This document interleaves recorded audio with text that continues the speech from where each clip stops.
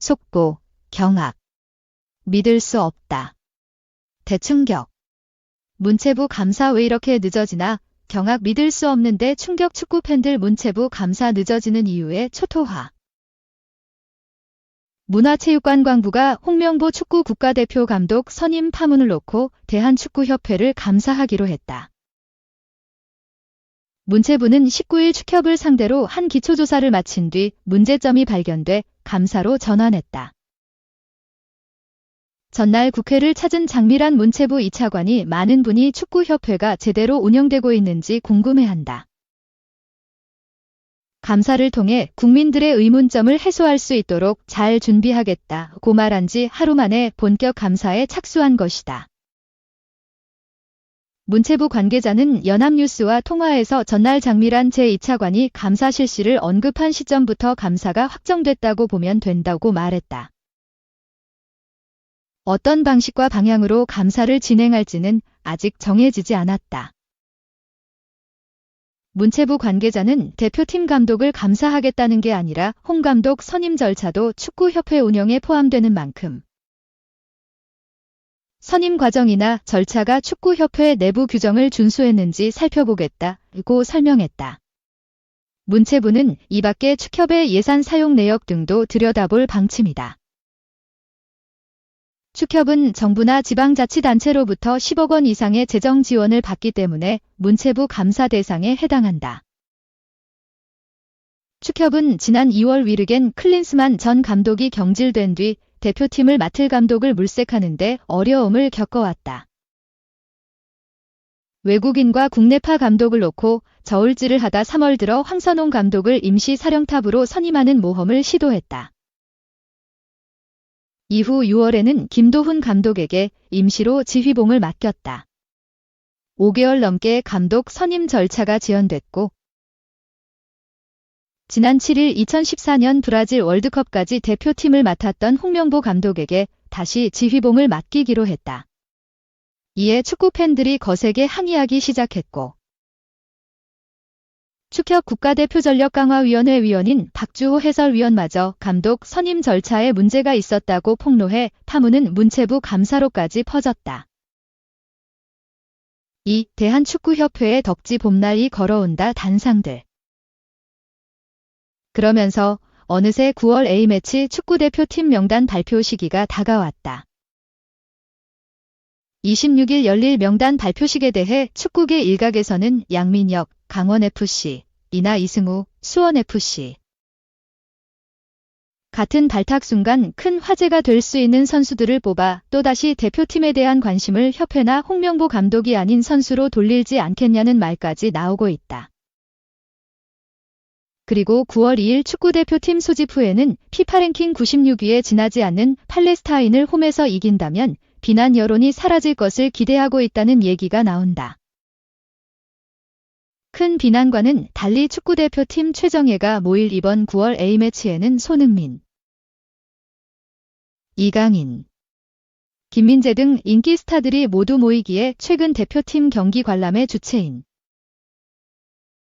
10에서 20대 여성 팬들과 젊은 층이 더 높아진 티켓 가격에도 6만 5천 녀석인 서울 월드컵 경기장을 매진시킬 것이 확실시된다.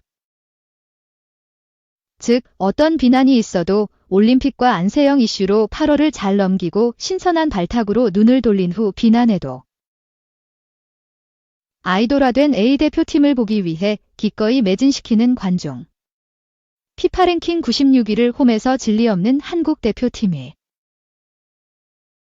전력을 감안하면 결국 대한축구협회가 홍 감독 선임 이후 거센 비난에도 참고 참아 기다렸던 봄날이 다가올 수밖에 없는 현실이다. 월드컵 본선 진출국이 기존 32개국에서 48개국으로 늘어나면서 아시아의 월드컵 진출국도 기존 4.5장에서 8.5장으로 대폭 늘었다. 우스갯소리로 P급 자격증을 가진 누가 해도 월드컵 진출은 문제가 없다는 소리가 나오는 현실. 즉 한국은 월드컵 3차 예선에서 순항할 수밖에 없고 약팀들을 상대로 승리하다 보면 홍 감독 선임 이전과 이후 이뤄졌던 건전한 비판은 또다시 힘을 잃고 말지 않을까? 3. 부상 조규성 공백. 홍명보는 어떻게 할까? 주민규 당연 발탁. 공격진 관심. 홍명보 감독이 이끄는 한국 축구 국가대표팀은 내달 5일 서울 월드컵 경기장에서 팔레스타인과 2026 국제축구연맹 피파 북중미 월드컵 아시아 지역 3차 예선 1차전을 치른다. 팔레스타인전은 월드컵 본선을 향한 마지막 관문을 통과하기 위한 첫걸음이자 10년 만에 국가대표팀 사령탑으로 돌아온 홍 감독의 복귀전이다. 대한축구협회는 오는 26일 팔레스타인전과 오만전에 출전할 9월 국가대표팀 소집 명단을 발표할 예정이라고 밝혔다. 홍명보 감독을 비롯한 홍명보호의 코치진들은 K리그 현장을 누비며 마지막까지 선수들의 기량을 확인하고 있다. 두 번의 임시 감독 체제에서 발탁된 국가대표팀의 주축 선수들이 이번에도 대부분 뽑힐 게 유력하지만 최전방 공격수 포지션만큼은 변화가 불가피하다. 2023에서 24 시즌이 끝나고 무릎 수술을 받느라 지난 6월에도 국가대표팀에 소집되지 않았던 조규성이 좀처럼 부상에서 회복하지 못하고 있기 때문이다. 조규성의 소속팀 미트윌란에 따르면 조규성은 무릎 수술 이후 합병증을 겪어 향후 수개월 동안 경기에 출전하지 못할 전망이다. 현재 조규성은 덴마크 이카스트에 위치한 훈련시설에서 재활에 전념하고 있는 것으로 알려졌다. 가뜩이나 대표팀 경험이 있는 공격수가 없는 상황에서 홍명보 감독이 새 얼굴로 최전방 공격수 포지션을 채울 가능성은 낮다. 한 번이라도 삐끗하면 월드컵 본선 진출에 적신호가 켜질 수 있는 3차 예선에 돌입한 지금은 더욱 그렇다. 주민규가 최근 K리그 경기에서 상대 선수 보복으로 퇴장당하면서 논란을 일으켰지만 이번 대표팀에 빠질 가능성은 적다는 관측이 높다. 주민규는 홍 감독 선택을 받을 것으로 예상된다. 홍명보 감독은 주민규와 함께 기용할 스트라이커를 선택해야 한다. 홍 감독에게는 크게 세 가지 선택지가 있다. 첫 번째 선택지는 오세훈 재발탁이다. 현재 일본 제1리그 마치다 젤비아에서 활약 중인 오세훈은 지난 6월 김도훈 감독의 선택을 받아 생애 첫 태극마크를 가슴에 달았다. 그러나 싱가포르전에는 워낙 늦게 투입됐고 중국전에는 결장해 이렇다 할 활약을 보여주지 못했다. 오세훈은 6월 마치다의 경기 명단에서 제외되는 등 잠시 어려운 시기를 보냈으나 최근에는 다시 스쿼드에 복귀해 선발로 출전하고 있다. 가장 최근 경기였던 주빌로 이와타전에서는 한 개의 도움을 쌓기도 했다. 홍명보 감독은 오세훈 대신 K리그로 눈을 돌리는 방법도 있다. 이번 시즌 K리그에서 좋은 모습을 보여주고 있는 선수들을 깜짝 발탁하는 것이다. 공격수는 득점으로 말한다는 말처럼 득점 기록을 기준으로 보면 이상원, 강원FC와 이호재, 포항스틸러스가 눈에 띈다. 두 선수는 각각 10골, 9골을 기록하며 소속팀의 최다 득점자로서 공격을 이끌고 있다. 두 선수 모두 득점 외에도 준수한 연계 능력을 갖췄기 때문에 이 선을 중심으로 전술을 구성해야 하는 홍명보 감독에게 좋은 선택지가 될 만하다. 홍 감독은 최근 강원 경기를 찾아 이상헌의 플레이를 직접 지켜봤다. 다만 이호재는 전북 현대와의 경기 후 부상을 당한 것으로 알려졌고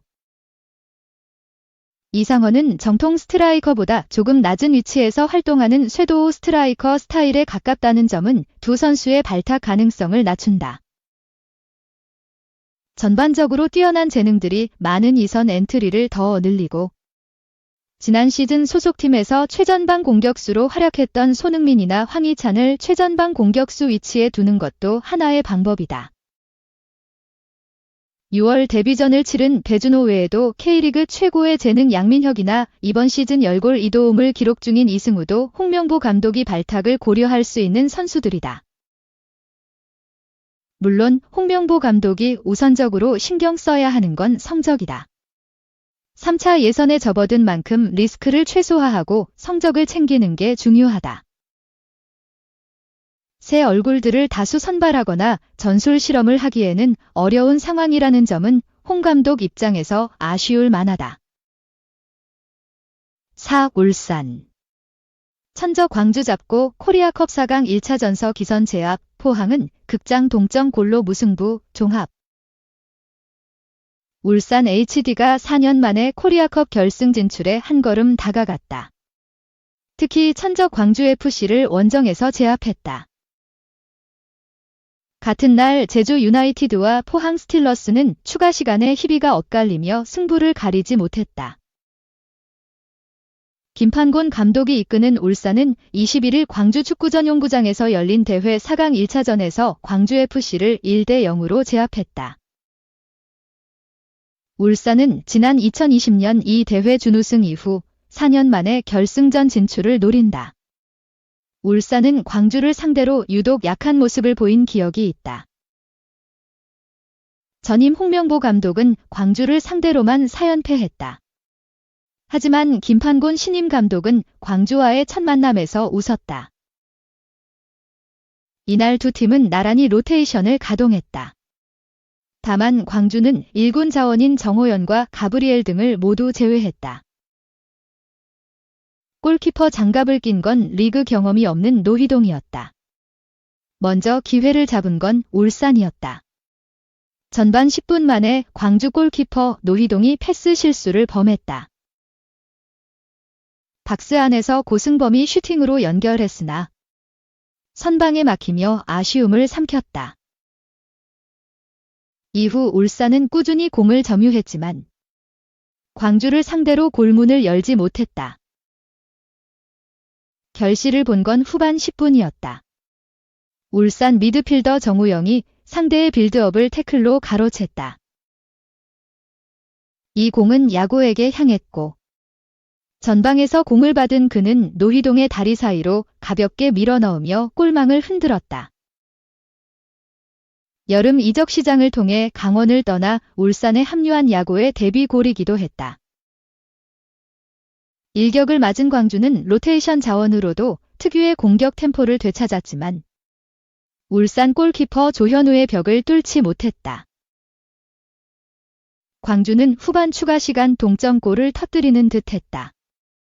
후반 추가 시간 8분 중 절반이 지난 시점. 아사니의 스루 패스를 하승훈이 절묘하게 흘려줬다. 이 공을 잡은 문민서는 드리블 뒤 넘어지며 슈팅했고 수비수를 맞고 굴절돼 골망을 흔들었다. 하지만 문민서의 오프사이드가 선언되며 골이 취소됐다. 결국 울산이 원정길에서 한 골차 신승을 거뒀다. 같은 날 제주 월드컵 경기장에서 열린 대진에선 제주와 포항이 2대2로 비겼다. 두 팀은 지난해에도 4강에서 마주한 기억이 있다. 단판전으로 열린 지난 대회에선 120분 동안 1대1로 비긴 뒤 승부차기에서 포항이 4대3으로 이겼다. 포항은 당해 우승을 차지하기도 했다. 제주 입장에선 리벤지 매치가 이뤄진 셈. 이번에도 선제골을 터뜨린 건 제주였다. 전반 3분 만에 공격수 김주공이 화려한 드리블 뒤 기습적인 오른발 슈팅으로 포항의 골망을 흔들었다. 골키퍼 안창기가 반응하지 못한 슈팅이었다. 기세를 탄 제주는 바로 7분 뒤 남태희의 절묘한 크로스를 유리 조나탄이 헤더로 연결하며 달아났다. 박스 안에서 공을 잡은 남태희가 정확한 오른발 크로스가 돋보였다. 일찌감치 열세에 놓인 포항은 전반 추가 시간에야 한 골 만회했다. 추가 시간 3분 안재준의 헤더를 넘겨받은 전민광이 정확한 침투에 이은 오른발 슈팅으로 제주의 골망을 흔들었다.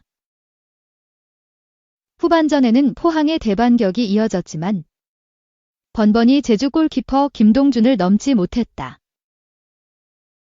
특히 후반 39분에는 이태석이 오른쪽에서 드리블 돌파 뒤 박스 안 정재희에게 정확한 컷백 패스를 전했다.